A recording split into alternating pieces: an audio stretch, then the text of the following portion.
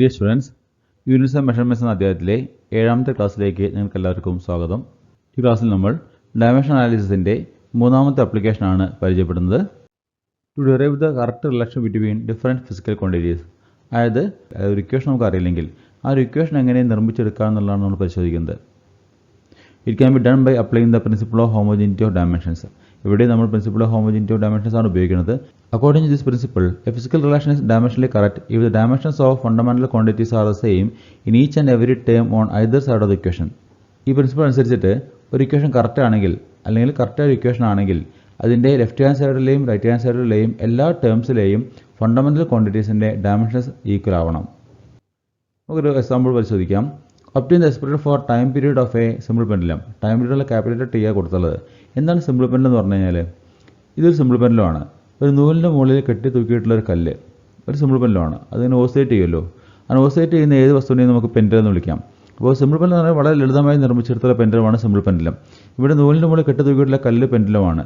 അതിനെ കെട്ടി തൂക്കിയിടുന്ന വസ്തുവിനെ വിളിക്കുന്ന പേര് ബോബ് എന്നാണ്. അപ്പോൾ ചിത്രത്തിൽ നിങ്ങൾക്ക് കാണാൻ പറ്റും ബോബ് എന്ന് മാർക്ക് ചെയ്തത് അല്ലേ. അപ്പോൾ അതിൻ്റെ മാസാണ് എം. ലെങ്ത് എന്ന് പറയുന്നത് എൽ മാർക്ക് ചെയ്തിട്ടുള്ളത് എവിടെയാണോ നൂല് കെട്ടിയിട്ടുള്ളത്, ആ സ്ട്രിങ് എവിടെയാണോ ടൈ ചെയ്തിട്ടുള്ളത് അല്ലെങ്കിൽ സസ്പെൻഡ് ചെയ്തിട്ടുള്ളത് അവിടെ നിന്ന് ബോബിൻ്റെ സെൻറ്റർ വരെയല്ലേ ഇത് പോയിന്റ് ഓഫ് സസ്പെൻഷൻ. അപ്പോൾ അത് സസ്പെൻഡ് ചെയ്ത ആ പോയിന്റ് മുതൽ ഒ എന്ന് പറയുന്ന പോയിന്റ് മുതൽ ബോബിൻ്റെ സെൻറ്റർ വരെ ആ വസ്തുവിൻ്റെ മാസ് കേന്ദ്രീകരിച്ചിട്ടുള്ള സെൻറ്റർ പോയിന്റ് വരെ ആണ് ലെങ്ത് നമ്മൾ നടക്കുന്നത്. തീറ്റ എന്ന് പറയുന്ന ചിത്രത്തിൽ കാണിച്ചിട്ടുള്ള ആംഗിളാണ്. ഡോട്ടൽ ലൈൻ കാണിക്കേണ്ട അതിൻ്റെ യഥാർത്ഥ പൊസിഷനാണ്. നമ്മൾ കല്ലിനെ തൂക്കിയിട്ടിരിക്കുമ്പോൾ അത് ഓസിലേറ്റ് ചെയ്യാത്ത സാഹചര്യത്തിലുള്ള അതിൻ്റെ പൊസിഷനാണ് ഡോട്ടൽ ലൈൻ കാണിക്കുന്നത്. നേരത്തെ ആദ്യക്കുള്ള വെർട്ടിക്കൽ ലൈൻ അതാണ് അതിൻ്റെ യഥാർത്ഥ പൊസിഷൻ. നമ്മളതിനെ ഓസിലേറ്റ് ചെയ്യാൻ വേണ്ടി ഒരു സൈഡിലേക്ക് ഇങ്ങനെ വലിച്ചു പിടിക്കുമ്പോൾ ഉണ്ടാകുന്ന ആംഗിളാണ് തീറ്റ കൊണ്ട് മാർക്ക് ചെയ്യേണ്ടത്. നമുക്കതിനെ ആംഗുലർ ഡിസ്പ്ലേസ്മെൻ്റ് എന്ന് വിളിക്കാം. അപ്പോൾ തീറ്റ എന്ന് പറയുന്നത് ആംഗിളാണ്. ആ വസ്തുവിൻ്റെ ഭാരം നേരെ താഴത്തേക്കാണ്. അപ്പോൾ എം ജി എന്ന് പറയുന്നതാണ് വസ്തുവിൻ്റെ ഭാരം അല്ലേ. അപ്പോൾ എം ജി എന്നുള്ള വസ്തുവിൻ്റെ ഭാരം താഴത്തേക്ക് ആക്ട് ചെയ്യുന്നതുകൊണ്ട് തന്നെ ഇവിടെ ആക്സലറേഷൻ ഡ്യൂ ടു ഗ്രാവിറ്റിയുടെ സ്വാധീനം ഉണ്ടെന്ന് മനസ്സിലാക്കാം. ഈ ഒരു സാഹചര്യത്തിൽ നമ്മൾ ആ പെൻഡുലത്തെ ഓസിലേറ്റ് ചെയ്യുമ്പോൾ നമ്മൾ അല്പം ഒന്ന് പൊന്തിച്ച് പിടിച്ചിട്ട് ആ പെൻഡുലത്തിനെ ഡ്രോപ്പ് ചെയ്യുകയാണെങ്കിൽ അത് തന്നെ ഓസിലേറ്റ് ചെയ്യും അല്ലേ. ടു ആൻഡ് ഫ്രോ ഓസിലേറ്റ് ചെയ്യും. അത് ഒരു പ്രാവശ്യം എവിടെ നിന്നാണോ നമ്മൾ തന്നെ റിലീസ് ചെയ്യേണ്ടത് റിലീസ് ചെയ്തിട്ട് മറ്റേ അറ്റം വരെ പോയി തിരിച്ച് നമ്മൾ റിലീസ് ചെയ്ത പോയിന്റിലേക്ക് തന്നെ വരാൻ. നമ്മൾ എവിടെ നിന്നാണോ ഡ്രോപ്പ് ചെയ്തത് അതേ പോയിന്റിലേക്ക് തിരിച്ചെത്താൻ ആവശ്യമായ സമയത്ത് വിളിക്കുന്ന പേരാണ് time period. So time taken for one ഓസിലേഷനാണ് ടൈം പീരീഡ് എന്ന് ഉദ്ദേശിക്കുന്നത്. ഇവിടെ ടൈം പീരീഡ് എന്തെല്ലാം ഘടകങ്ങൾ ആശ്രയിച്ചിരിക്കുന്നത് നമുക്ക് ആദ്യം അറിയേണ്ടതായിട്ടുണ്ട്. അപ്പോൾ ഒരു ഇക്വേഷൻ കണ്ടെത്തുന്നതിന് മുമ്പായിട്ട് നമുക്ക് അറിയേണ്ടത് ആ ടൈം പീരീഡ് എന്തെല്ലാം ഘടകങ്ങളെയാണ് ആശ്രയിച്ചിരിക്കുക എന്നുള്ളതാണ്. നമുക്ക് നോക്കാം. ആദ്യം ടൈം പീരീഡ് ഡിപ്പെൻഡ് ചെയ്യുന്ന ഫാക്ടേഴ്സ് എന്തൊക്കെയാണ് നമ്മൾ അസ്യൂം ചെയ്യുകയാണ്. ഒന്ന് mass of the Bob of pendulum അല്ലേ. മാസാണ്. മാസ് മാറിയാൽ അതിൻ്റെ ഓസിലേഷൻ ടൈം മാറുമെന്ന് നമുക്ക് തോന്നുകയാണ്. ഇപ്പോൾ ചെറിയൊരു കല്ലിന് പകരം വലിയൊരു കല്ലാണെങ്കിലോ അല്ലെങ്കിൽ ചെറിയ ഒബ്ജക്റ്റിന് പകരം വലിയ മാസ് കൂടിയ ഒബ്ജക്റ്റ് ആണെങ്കിലോ അത് ഓസിലേറ്റ് എടുക്കുന്ന സമയം കൂടാനോ കുറയാനോ സാധ്യത ഉണ്ടെന്ന് നമുക്ക് തോന്നുകയാണെങ്കിൽ നമുക്ക് വേണമെങ്കിൽ അസ്യൂം ചെയ്യാം time period may depend on the mass. അടുത്ത length of the pendulum. Length അപ്പോൾ ചെറിയൊരു നൂലിലാണോ അത് തൂക്കിയിട്ടുള്ളത് അത് വളരെ വലിയൊരു നൂലിലാണോ തൂക്കിയിട്ടുള്ളത് അനുസരിച്ചിട്ട് ടൈം പീരീഡ് മാറുമെങ്കിൽ നമുക്ക് time period may depend on length of the pendulum എന്ന് വേണ്ടി പറയാം. ഇതിന് ആക്സലറേഷൻ ഡ്യൂ ടു ഗ്രാവിറ്റിയാണ്. ഭൂമിയിൽ ചെയ്യുന്ന എക്സ്പെരിമെൻ്റ് ആണല്ലോ. ഭൂമിയിൽ എവിടെയും ഏത് സ്ഥലത്തും അല്ലെങ്കിൽ പ്രപഞ്ചത്തെ എല്ലാ ഭാഗത്തും നമുക്ക് ഗ്രാവിറ്റേഷൻ ഫോഴ്സ് അനുഭവപ്പെടുന്നുണ്ട് അല്ലേ. ജി എന്ന ഘടകത്തെ ടൈം പീരീഡ് ഡിപ്പെൻഡ് ചെയ്യുന്നുണ്ട് എന്ന് വേണമെങ്കിൽ നമുക്ക് അസ്യൂം ചെയ്യാം. അല്ലെങ്കിൽ ഭൂമിയുടെ അട്രാക്റ്റീവ് ഫോഴ്സിനെ ടൈം പീരീഡ് ഡിപ്പെൻഡ് ചെയ്യുന്നുണ്ട് നമുക്ക് അസ്യൂം ചെയ്യാം. ദെൻ ആംഗ്ലോസിംഗ് ആണ്. ആംഗ്ലോസിംഗ് എന്ന് പറഞ്ഞാൽ എത്ര ആംഗിളിലാണ് നമ്മളതിനെ ഓസിലേറ്റ് ചെയ്യാൻ ശ്രമിക്കുന്നത് എന്നുള്ളതാണ് ആംഗ്ലോസിംഗ്. തീറ്റ എന്ന് പറയുന്ന വേരിയബിളാണ് അതിന് സൂചിപ്പിക്കുന്നത്. അപ്പോൾ ഇത്രയും കാര്യങ്ങളാണ് നമ്മളവിടെ ജസ്റ്റ് അസ്യൂം ചെയ്യണത്. ഇനി കൂടുതൽ ഫാക്ടേഴ്സ് ഉണ്ടെങ്കിൽ നമുക്ക് എടുക്കാം. കൂടുതൽ ഫാക്ടേഴ്സ് നമുക്ക് വേണമെങ്കിൽ ആഡ് ചെയ്ത് ചേർക്കാം. അല്ലെങ്കിൽ ഏതെങ്കിലും ഫാക്ടേഴ്സ് ഒഴിവാക്കണമെങ്കിൽ അത് ഒഴിവാക്കുകയും ചെയ്യും. അപ്പോൾ ഇവിടെ തൽക്കാലം ഫോർ എക്സാമ്പിൾ നമ്മൾ എടുക്കുന്നത് 4 ഫാക്ടേഴ്സിനെ ഡിപ്പെൻഡ് ചെയ്യുന്നതാണ്. ഈ 4 ഫാക്ടേഴ്സ് എല്ലാം അതിൻ്റെ ഇക്വേഷൻ വരുന്നുണ്ടോ ഇല്ലയുള്ളതൊക്കെ പിന്നീട് തീരുമാനിക്കപ്പെടുന്ന ഘടകമാണ്. ആ ഇക്വേഷനുമായി ബന്ധപ്പെട്ട് സ്വാധീനം വരാൻ സാധ്യതയുണ്ട് തോന്നുന്ന ഘടകങ്ങൾ നമ്മൾ ആദ്യം തന്നെ സെലക്ട് ചെയ്യുന്നു. അത് വെച്ചിട്ട് നമ്മൾ ഇക്വേഷൻ ഉണ്ടാക്കാൻ വേണ്ടി ശ്രമിക്കുന്നു. ഈ 4 ഫാക്ടേഴ്സാണ് തൽക്കാലം നമ്മളിവിടെ പരിഗണിക്കുന്നത്. ആദ്യത്തെ ഫാക്ടർ മാസാണ്. മാസിൻ്റെ ഇൻഫ്ലുവൻസ് ഏത് രീതിയിലാണ് നമുക്കറിയില്ല. ഡയറക്റ്റ്ലി പ്രൊപ്പോർഷൻ ആണോ ഇൻവേഴ്സ്ലി പ്രൊപ്പോർഷൻ ആണോ അറിയില്ല. അതിൻ്റെ മാസിൻ്റെ സ്ക്വയർ വരുന്നുണ്ടോ ക്യൂബാണോ എന്നറിയില്ല. ഡയറക്റ്റ്ലി പ്രൊപ്പോർഷൻ ആണെങ്കിൽ ടി പ്രൊപ്പോർഷണൽ ടു എം എന്ന് വരുള്ളൂ. ഇൻവേഴ്സ്ലി പ്രൊപ്പോർഷൻ ആണെങ്കിൽ ടി പ്രൊപ്പോർഷണൽ ടു എം റേസ്റ്റ് -1 എന്ന് വരും അല്ലേ. കാരണം 1/m ആണല്ലോ വരിക. 1/m വരണമല്ലോ എം റേസ്റ്റ് -1 എഴുതുന്നത്. അപ്പോൾ അതുകൊണ്ട് തന്നെ എം റേസ്റ്റ് വരുന്ന വാല്യൂ 1 ആവാം -1 ആവാം. ഇനി അതെല്ലാം എമ്മിൻ്റെ സ്ക്വയർ ആണെങ്കിൽ മാസിൻ്റെ സ്ക്വയർ വരുന്നതെങ്കിൽ എം സ്ക്വയർ ആവാം എം ക്യൂബ് ആവാം. അങ്ങനെ മാസ് റേസ് ടു വരുന്ന ആ ഒരു ടേം നമുക്ക് അറിയാത്തതുകൊണ്ട് തന്നെ ഡയമെൻഷൻസിൻ്റെ വാല്യൂ കറക്റ്റായിട്ട് അറിയാത്തതുകൊണ്ട് തന്നെ നമ്മൾ ജനറലായിട്ട് എ നിർത്തും. So time period may depend on the mass such as t proportional to M raise to m. അപ്പോൾ t proportional m raise to എന്ന് എഴുതി നമ്മൾ. ഇതേപോലെ തന്നെ നമുക്ക് ലെങ്ത്തിൻ്റെ dependency t proportional to l raise to b എന്ന് എഴുതാം. Then acceleration to gravity dependence t proportional to g raise to c എന്ന് എഴുതി. ഫോർത്ത് ഫാക്ടർ എടുത്തത് ആംഗിൾ ഓഫ് സിങ് ആയിരുന്നു. അപ്പോൾ t proportional to theta raise to D എന്ന് എഴുതി. ഇതിനെല്ലാം കൂടി ക്ലബ് ചെയ്യാം. കമ്പൈൻ ചെയ്യുമ്പോൾ നമുക്ക് കിട്ടാം T proportional to M raise to A L raise to B G raise to C theta raise to D എന്ന് കിട്ടുക അല്ലേ. എല്ലാം കൂടി പ്രൊപ്പോർഷണാലിറ്റി എല്ലാം ഒരേപോലെ വരുന്നതുകൊണ്ട് തന്നെ നമുക്ക് T proportional to mass into length into acceleration to gravity into angle theta അത്രയും മൾട്ടിപ്ലൈ ചെയ്തു. M raise to A L raise to B G raise to C theta raise to D എന്നായി. Proportionality ഒഴിവാക്കുന്നതിന് വേണ്ടി നമുക്ക് ഒരു constant multiply ചെയ്യാം. So the equation may be T equal to K M raise to A L raise to B G raise to C theta raise to D. ഇവിടെ K എടുക്കുന്നത് ഒരു dimensionless constant ആയിട്ടാണ്. അപ്പോൾ ഒരു ഡയമെൻഷൻലെസ് കോൺസ്റ്റന്റ് ആണ് K നമ്മൾ assume ചെയ്യുന്നു. K is assumed as a dimensionless constant. To get the actual equation, we have to find the dimensions of m, l, g and theta. That is values of a, b, c and d. Equation കറക്റ്റായി കിട്ടണമെങ്കിൽ വേണം നമുക്ക് M raise to എയുടെ value അറിയണം, അതുപോലെ B അറിയണം, C അറിയണം, D അറിയണം അല്ലേ. ഇനി അടുത്ത step A B C D എന്ന് പറഞ്ഞ വാല്യൂ കണ്ടെത്തുകയാണ്. Now writing down the dimensions on either side of the equation, t equal to k m raised to a, l raised to b, g raised to c, theta raised to d. We can write T എന്നെല്ലാം dimension ഫോമിലായിട്ട് നമുക്ക് M raise 0 L raise 0 T raise 1 എന്ന് എഴുതാം. K is a dimensionless constant. So M raise 0 L raise 0 T raise 0. M എന്ന് പറയുന്നത് മാസാണ്. പക്ഷേ മാസിൻ്റെ dimension ഇവിടെ എ ആണ്. അതുകൊണ്ട് തന്നെ M raise to A L raise to B. Then G എന്ന് പറയുന്നത് ആക്സിലറേഷൻ ടു ഗ്രാവിറ്റി ആണ്. അപ്പോൾ അതിൻ്റെ ഡയമെൻഷൻ ഫോമുല എന്ന് പറയുന്നത് എൽ എസ് 1 ടി റേസ് -2 ആണ്. പക്ഷേ ഇവിടെ റേസ് ടു സിയും കൂടി ഉണ്ട്. ദെൻ തീറ്റ എന്ന് പറയുന്നത് ആംഗിൾ ആണ്. അതിൻ്റെ ഡയമെൻഷൻസ് 0 ആണല്ലോ. So M raise 0 L raise 0 T raise 0 raise to D. നമുക്ക് സിംപ്ലിഫൈ ചെയ്യുമ്പോൾ കിട്ടാം. മാസത്തിൻ്റെ ടേംസ് മാത്രം നോക്കുകയാണെങ്കിൽ മാസത്തിൽ എം റേസ് ടു എ ആണുള്ളത്. ലെങ്ത്ത് വരുന്ന 2 ടേം ഉണ്ട്. എൽ എസ് ടു ബിയും ഉണ്ട്. പിന്നീട് ആക്സിലറേഷൻ്റെ കേസിലുള്ള എൽ റേസ് ടു സിയും ഉണ്ട്. ദെൻ ടൈമിൻ്റെ കേസിലുള്ളത് ലാസ്റ്റ് ടേമിൽ 0 ആണുള്ളത്. പിന്നെ ആക്സിലറേഷൻ്റെ കേസിലുള്ള -2c ഉണ്ട്. ഫസ്റ്റ് ടേമിൽ 0 ആണ്. So L S to C T raise -2c ആണ് തേർഡ് ടേം വരുന്നത്. സെക്കൻഡ് ടേമിൽ എൽ എസ് ടു ബി ഉണ്ട്. First term M raise to A ആണ്. അപ്പോൾ ഇനി മാസവും ലെങ്ത്തും ടൈമും മാത്രം വേറെ പ്രത്യേകം എഴുതുകയാണെങ്കിൽ m raise to A l S to b into l S to c എന്ന് പറയുന്നത് l S to b plus c ആണ്. Then t raise -2c. Now compare ചെയ്യുന്ന dimensions on both side of the equation we get. രണ്ട് സൈഡിലും compare ചെയ്യുമ്പോൾ left hand സൈഡിൽ m raise 0 ആണുള്ളത്. Right hand സൈഡിൽ എം റേസ് ടു എ ആണ്. So a equal to 0 എന്ന് എഴുതാം. ലെഫ്റ്റ് ഹാൻഡ് സൈഡിൽ എൽ റേസ് 0 ആണ്. റൈറ്റിലാണെങ്കിൽ l S to b plus c ആണ്. So b plus c equal to 0 എന്ന് എഴുതാം. അതുപോലെ തന്നെ ടി റേസ് ടു 1 ആണ്. കറസ്പോണ്ടിങ് ആയിട്ട് ടി റേസ് -2c ആണ്. സോ -2c ഈക്വൽ ടു 1 എഴുതാം. Finally so we get a equal to 0, b plus c equal to 0 and -2c equal to 1.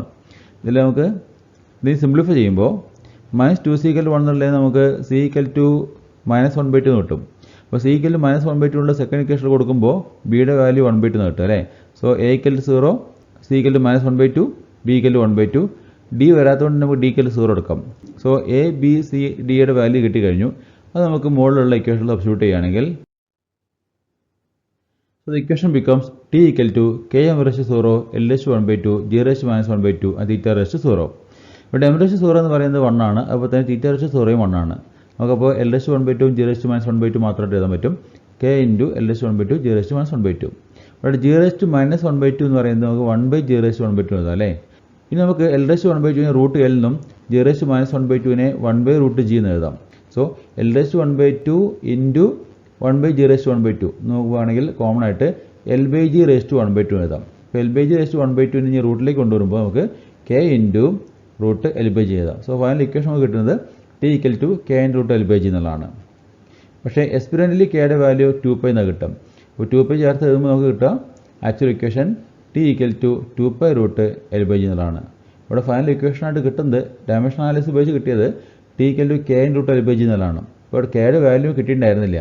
കെയുടെ value കിട്ടിയത് എക്സ്പെരിമെൻ്റ് ചെയ്തപ്പോൾ മാത്രമാണ്. സിമ്പിൾ വാല്യൂ എക്സ്പെരിമെൻ്റ് ചെയ്തപ്പോഴാണ് അതിൽ നിന്നാണ് കെയുടെ വാല്യൂ 2π കിട്ടിയിട്ടുള്ളത്. അപ്പോൾ ഡയമെൻഷൻ അനാലിസിസിൻ്റെ ലിമിറ്റേഷൻ ആയിട്ട് നമുക്ക് വേണമെങ്കിൽ പറയാൻ പറ്റും. ഡയമെൻഷൻ അനാലിസിസ് ഉപയോഗിച്ച് നമുക്ക് കോൺസ്റ്റൻസിൻ്റെ വാല്യൂ കണ്ടെത്താൻ വേണ്ടി സാധിക്കില്ല. ഒരു ഇക്വേഷൻ ഡെറൈവ് ചെയ്യുമ്പോൾ ആ ഇക്വേഷനുള്ള കോൺസ്റ്റൻ്റ് ഏതാണോ അതിന് വാല്യൂ കണ്ടെത്താൻ വേണ്ടി സാധിക്കില്ല എന്നുള്ളതാണ് ഡയമെൻഷൻ അനാലിസിസിൻ്റെ ഒരു ലിമിറ്റേഷൻ ആയിട്ട് ഇപ്പോൾ മനസ്സിലായതല്ലേ. മറ്റൊരു എക്സാമ്പിൾ നോക്കി നോക്കൂ.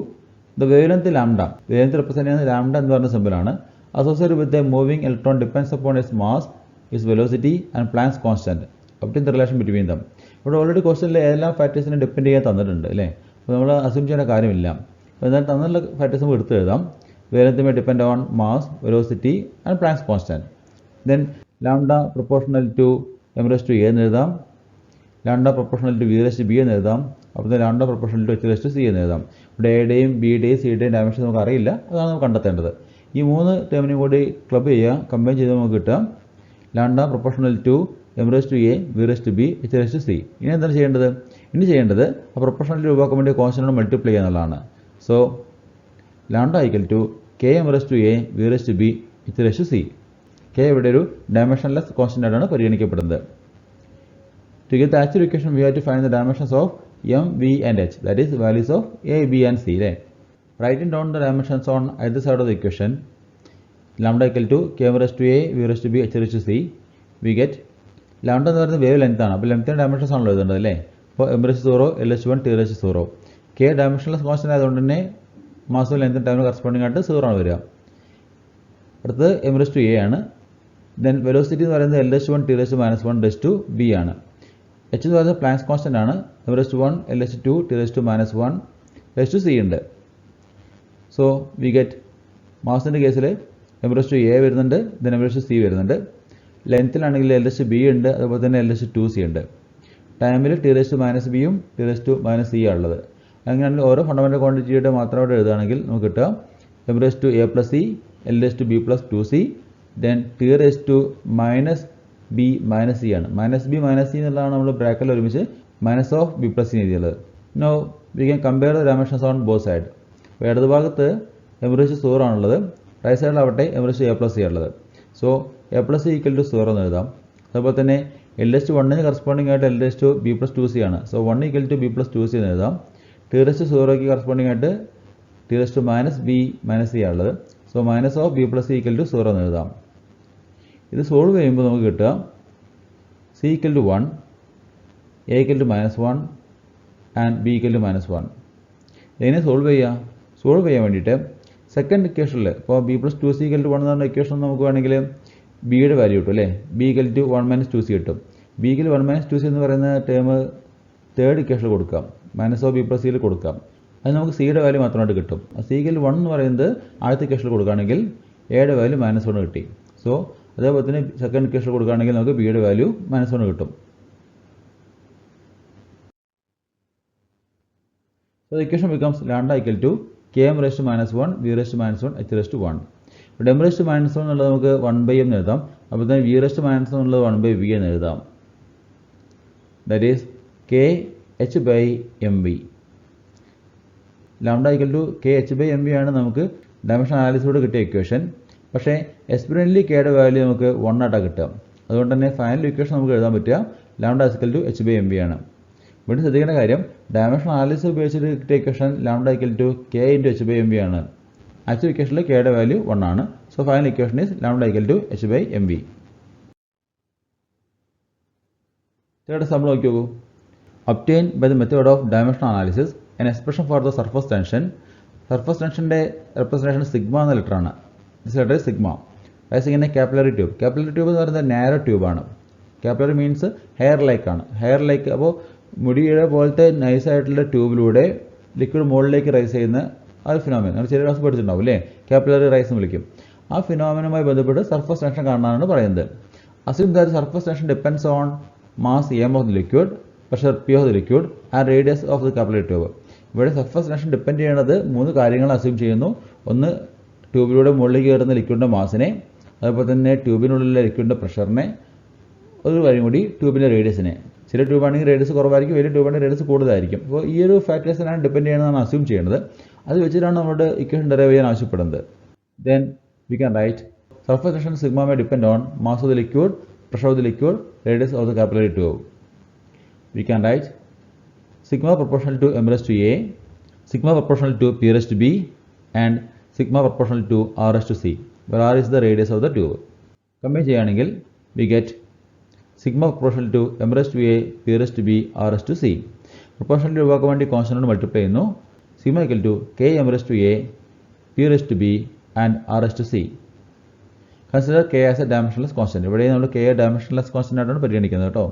കാരണം കെയുടെ ഡയമെൻഷൻസ് അറിയില്ലല്ലോ. അതുകൊണ്ട് തന്നെ ഡയമെൻഷൻലെസ് കോൺസ്റ്റന്റ് ആണെന്ന് അസ്യൂം ചെയ്തിട്ടാണ് ഇക്വേഷൻ ഡെറൈവ് ചെയ്യുന്നത്. ഡയമെൻഷൻ അനാലിസിന് മറ്റൊരു ലിമിറ്റേഷൻ ഇതാണ്. ഡയമെൻഷണൽ കോൺസ്റ്റന്റ് ആണോ ഡയമെൻഷൻലെസ് കോൺസ്റ്റന്റ് ആണോ നമുക്ക് ഉറപ്പിക്കാൻ സാധിക്കില്ല. അതുകൊണ്ട് ഡയമെൻഷൻലെസ് കോൺസ്റ്റന്റ് ആണെന്ന് അസ്യൂം ചെയ്തുകൊണ്ടാണ് നമ്മൾ ഇക്വേഷൻ ഡെറൈവ് ചെയ്യുന്നത്. To get the actual equation, we have to find the dimensions of m, p and r. that is the values of a, b and c. Writing down the dimensions on either side of the equation, sigma equal to km raised to a, p raised to b, r raised to c, we get sigma എന്ന് പറയുന്നത് surface tension ആണ്. അതിന് dimension formula m raised to 1, l raised to 0, t raised to -2 ആണ്. k യുടെ dimension formula m raised to 0, l raised to 0, t raised to 0 ആണ്. മാസിന്റെ dimensions ഇവിടെ വരുന്നത് m raised to a വരുന്നുണ്ട്. പ്രഷറിന്റെ കേസിലാണെങ്കിൽ m raised to 1, l raised to -1, t raised to -2, all raised to b ആണ്. Radius ആണെങ്കിൽ l raised to c ആണ്. ഓരോ ടേമിനും dimensions നോക്കുമ്പോൾ നമുക്ക് മനസ്സിലാക്കാൻ പറ്റുക. മാസിന്റെ കേസിൽ വരുന്നത് m raised to a യും m raised to b യും വരുന്നുണ്ട്. ലെങ്ത് ആണെങ്കിൽ l raised to -b യും അതുപോലെ തന്നെ l raised to c ആണ് വരുന്നത്. ടൈമിൽ t raised to -2b മാത്രമേ ഉള്ളൂ. So we can write m raised to a plus b, l raised to -b plus c, and t raised to -2b. Now comparing the dimensions on both sides of the equation, we get a plus b equal to 1, minus b plus c equal to 0, and minus 2b equal to -2. ഈ -2b equal to -2 ഉള്ളത് b equal to 1 എന്ന് കിട്ടും അല്ലേ? ആ b equal to 1 എന്നുള്ളത് ആദ്യത്തെ ഇക്വേഷനിൽ കൊടുക്കുകയാണെങ്കിലോ, b equal to 1 എന്നുള്ളത് ആദ്യത്തെ ഇക്വേഷനിൽ കൊടുക്കുകയാണെങ്കിൽ a plus 1 equal to 1 കിട്ടും. അപ്പോൾ a plus 1 equal to 1 എന്നുള്ളതിൽ നിന്ന് a equal to 0 കിട്ടും അല്ലേ? അതുപോലെ തന്നെ സെക്കൻഡ് ഇക്വേഷനിൽ b യുടെ വാല്യൂ 1 കൊടുക്കുകയാണെങ്കിൽ എന്താ കിട്ടുക? b യുടെ വാല്യൂ 1 കൊടുക്കുകയാണെങ്കിൽ -1 plus c equal to 0. -1 plus c equal to 0 എന്ന് പറയുമ്പോൾ c യുടെ വാല്യൂ എന്തിനാണ്? 1 തന്നെയാണ് അല്ലേ? So b equal to 1, a equal to 0 and c equal to 1. അപ്പോൾ എയുടെ വാല്യൂ, ബിയുടെ വാല്യൂ അതുപോലെ സിയുടെ വാല്യൂയും തൊട്ട് മുകളിൽ കണ്ട ഇക്വേഷനിൽ നമ്മൾ സബ്സ്റ്റിറ്റ്യൂട്ട് ചെയ്യുമ്പോൾ so we get sigma equal to K M raised 0, P raised 1, R raised 1. ഇവിടെ എമ്മിൻ്റെ ഡയമെൻഷൻ 0 അതുകൊണ്ട് തന്നെ എം എന്ന ടേം ഒഴിവാക്കാം.